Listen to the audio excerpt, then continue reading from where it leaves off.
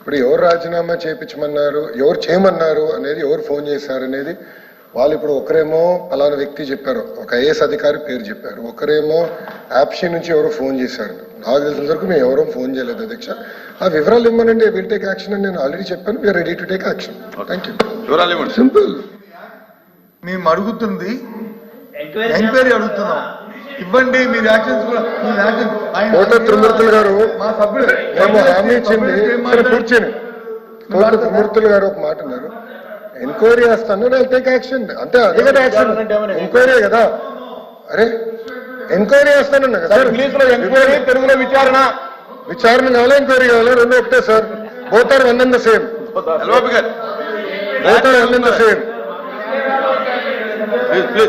మంత్రి గారు క్లారిటీ అడుగుతున్నారు. మంత్రి గారు క్లారిటీ అడుగుతున్నారు. ఏమని? ఎంక్వైరీ కావాలా, విచారణ కావాలా అంటాడు. ఎంక్వైరీ విచారణ రెండు ఒకటే. ఎంక్వైరీ ఇంగ్లీషు, విచారణ వచ్చి మాకు తెలిసిన Telugu. Department enquiry, judicial enquiry. వారు ఏ ఎంక్వైరీ, మేమైతే జ్యుడిషియల్ ఎంక్వైరీ కావాలి, లేదు ఏ ఎంక్వైరీ అయితే పర్వాలేదు. ఆయన ఏ ఎంక్వైరీ ఏంటి ఇక్కడ డిస్కషన్? ఎంక్వైరీ ఏంటి? మీరు ఎంక్వైరీ చెప్పండి.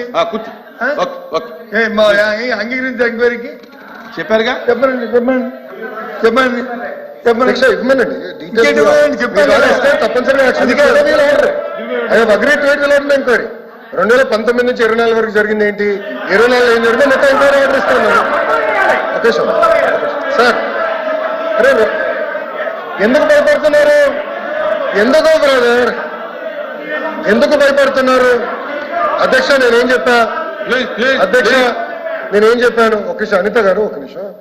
నేను నా స్పీచ్ లో కూడా మీరు రికార్డులు తీయండి. నేను గతంలో కూడా నేను ఇచ్చిన హామీ ఏంటంటే, ఇది ఇప్పుడే ఒక గంట ముందర చెప్పింది ఏంటంటే, ఆధారాలు ఉంటే ఇవ్వండి, ఎవరు చేశారు ఏంటనేది. ఇప్పుడు రాజీనామా లేక కూడా అన్నారు కదా, వీళ్ళకి నేను చేసి దానిపైన తప్పనిసరిగా ఎంక్వైరీ చేయాలా, విచారణ చేయాలా, అది వీడు నంబర్ 1. నంబర్ 2, నేను స్పీచ్ లో కూడా చెప్పాను అధ్యక్ష, 19 నుంచి 24 వరకు జరిగిన అవకతవకల పైన కూడా తప్పనిసరిగా ఎంక్వైరీ చేస్తాం. దట్స్ ఆల్ ఇంప్రెంట్ అధ్యక్ష. That's all.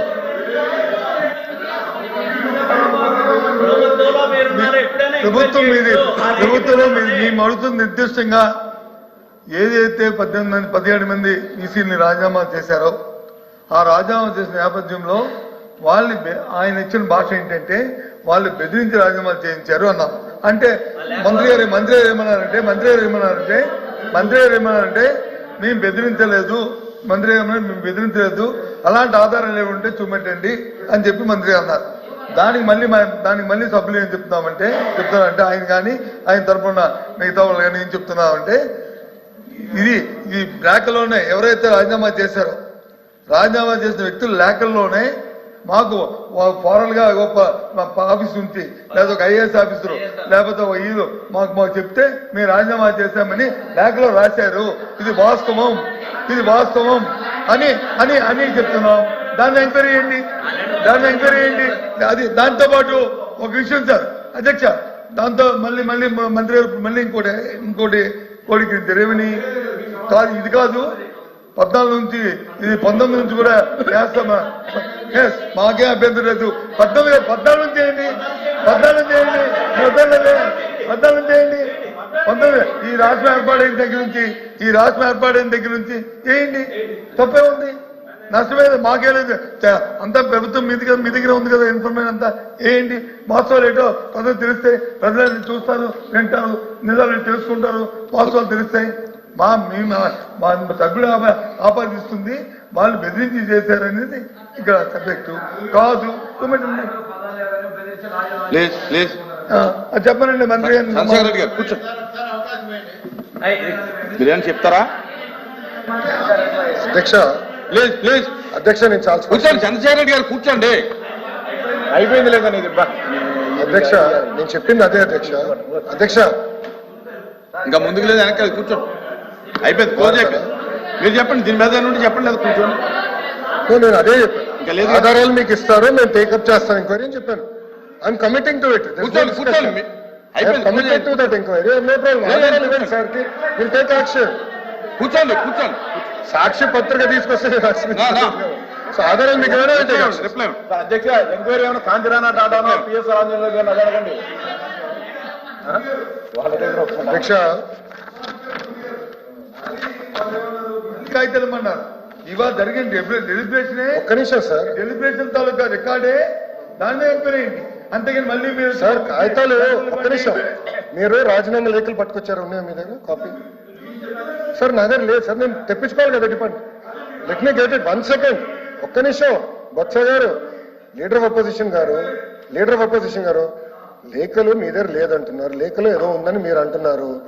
I'll put in front of the chairman, let chairman take a decision. I have no problem. If prima facie evidence is there, we'll take a decision. I have no problem. అరే enquiry ఎట్టేస్తారా భయ్ evidence లేకుండా? ఏమి లేకపోయినా కేసులు పెట్టమంటారా? పెడతారు. ఏమి పెడతారు? ఏం కేసులు అయితే పెడతాం. మాట మీద నైజం లేదు. కూర్చోండి సార్ మా నిరసన మీరు రికార్డ్ చేసుకోవాలి. ప్రభుత్వానికి మాట రికార్డ్ చేసుకోవాలి, నిజం లేదు. ఏదైతే గవర్నర్ గారిని శ్రమించి గవర్నర్ గారి శ్రమతో ఆయనతో వచ్చి ప్రసంగిప్పించారు. ఆయన శ్రమించి పాపం ఎంతో చేశారు. వ్యక్తిగతంగా ఆయనకి మా ధన్యవాదాలు. కానీ చెప్పినవన్నీ వాస్తవ దూరాలు అవన్నీ కూడా దాంతో పాటు ఇక్కడ జరుగుతున్న ఈ పరిణామాలు చూసిన తర్వాత చిత్తశుద్ధి లేదు. ముందు మాట్లాడుతున్నారు, తర్వాత మాట్లాడతారు. ప్రభుత్వం చెప్తుంది మీరు నిరసనగా మీరు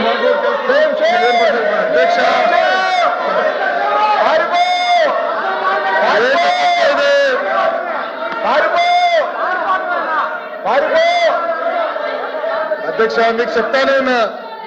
అధ్యక్ష నా స్పీచ్ ఒకసారి రివైండ్ చేయండి.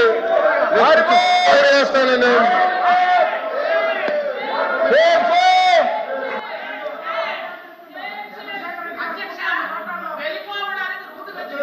తప్పగాని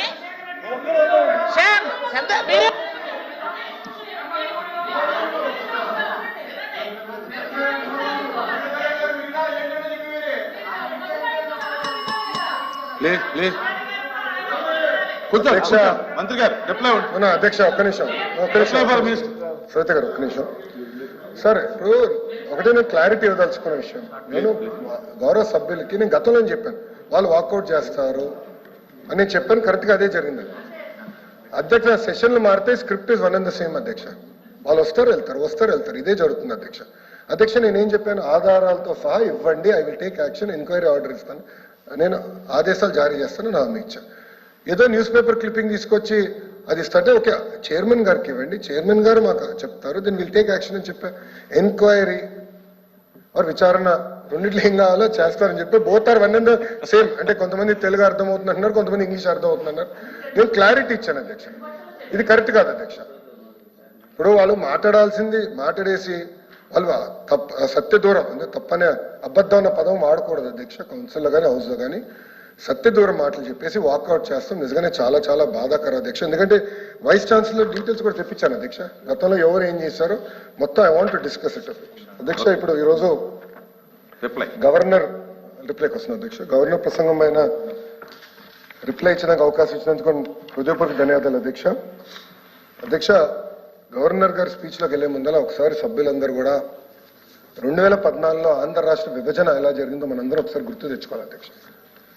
62 సంవత్సరాలు తెలుగు ప్రజలు కలిసికట్టుగా ఉమ్మడి ఆంధ్ర రాష్ట్రాన్ని అభివృద్ధి చేసి పెద్ద ఎత్తున హైదరాబాద్లో పెట్టుబడులు పెట్టాం.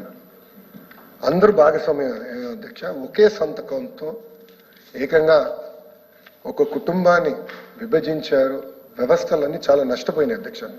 దానివల్ల ఈరోజు కూడా ఆంధ్ర రాష్ట్రం చాలా చాలా ఇబ్బందులు ఎదుర్కొంటున్నారు అధ్యక్ష. అధ్యక్ష 0 నుంచి మళ్ళీ ప్రయాణం ప్రారంభించాల్సి వచ్చింది అధ్యక్ష.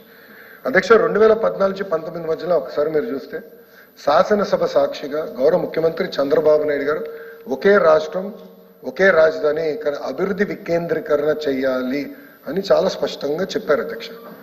దాంట్లో భాగంగా ఆనాటి ప్రతిపక్ష నేతగా ఉన్న జగన్మోహన్ రెడ్డి గారు కూడా ఇప్పటికీ చిన్న రాష్ట్రం అయ్యాం, ప్రాంతాల మధ్యన విభేదాలు ఉండకూడదు, అందుకే అమరావతికి సంపూర్ణ మద్దతు తెలుపుతున్నాను అని ఆయన కూడా చెప్పారు.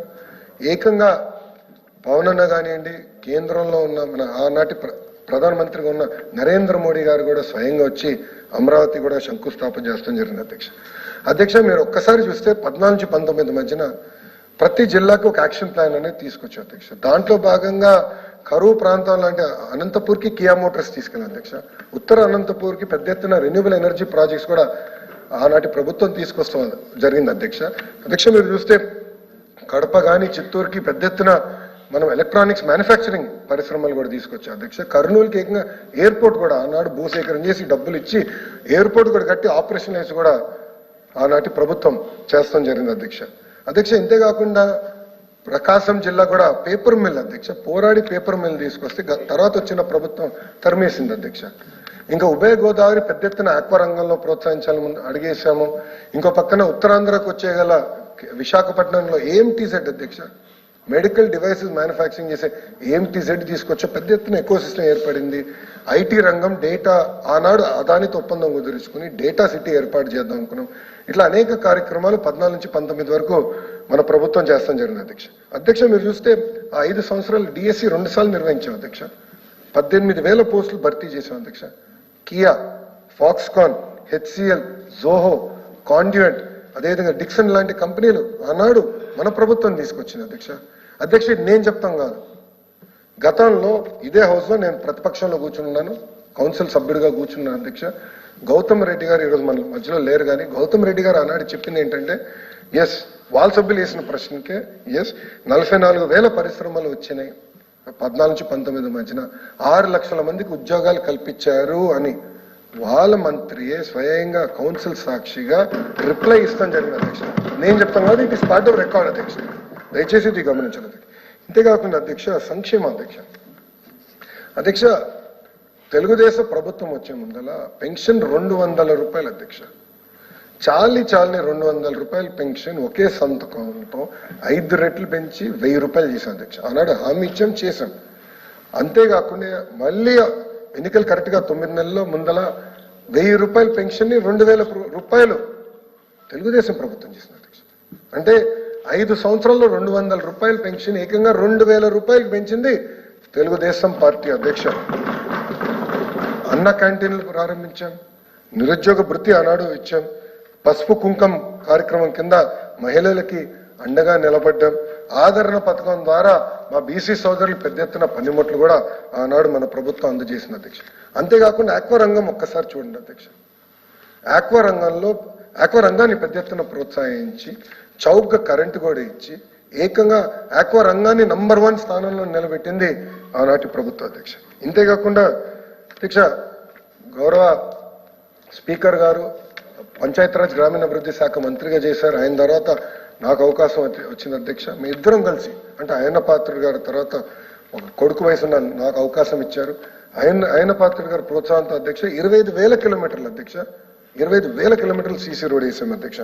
ఇంతేకాకుండా 35 లక్షల వీధి దీపాలు ఆనాడు పంచాయతీరాజ్ గ్రామీణాభివృద్ధి శాఖలో చేశాం అధ్యక్ష.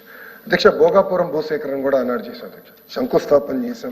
ఇంకా విజయవాడ ఎయిర్పోర్ట్ అధ్యక్ష, ఇప్పుడు కూడా మీ ఫ్లైట్లో వచ్చినప్పుడు చూస్తూ ఉంటాం ఎయిర్పోర్ట్ ఎక్స్టెన్షన్ కార్యక్రమం ఆనాడే ప్రారంభించింది అధ్యక్ష. మళ్ళీ గత 5 సంవత్సరాలు ఆగిపోయినాయి, దానికి కూడా వస్తుంది. ఇట్లా ఒక పద్ధతి ప్రకారం చేస్తాం వచ్చాం అధ్యక్ష. కానీ 2019లో ఒక్క అవకాశం అన్న మాటకి ప్రజలు పడి ఏకంగా ప్రభుత్వాన్ని మార్చుతాం జరిగింది అధ్యక్ష. కంటిన్యూటీ లేకపోవడం వల్ల ఆంధ్ర రాష్ట్రం ఎంత నష్టపోయిందో దయచేసి ఒకసారి గౌరవ సభ్యులు అందరూ వినాల్సిన అవసరం ఉంది అధ్యక్ష. 2019 నుంచి 24 వరకు మీరు చూస్తే చెప్పుకునే స్థాయి ఒక్క కంపెనీ కూడా ఆంధ్ర రాష్ట్రానికి తీసుకురాలేదు అధ్యక్ష. ప్రైవేట్ రంగంలో ఎక్కడ పెట్టుబడులు అనేది రాలేదు అధ్యక్ష. ఇంకో పక్కన గౌరవ సభ్యులు కూడా ఉన్నారు, ఒక్క డిఎస్సి కూడా ఇవ్వలేదు అధ్యక్ష. ఒక్క డిఎస్సి జరగలేదండి 5 సంవత్సరాల్లో.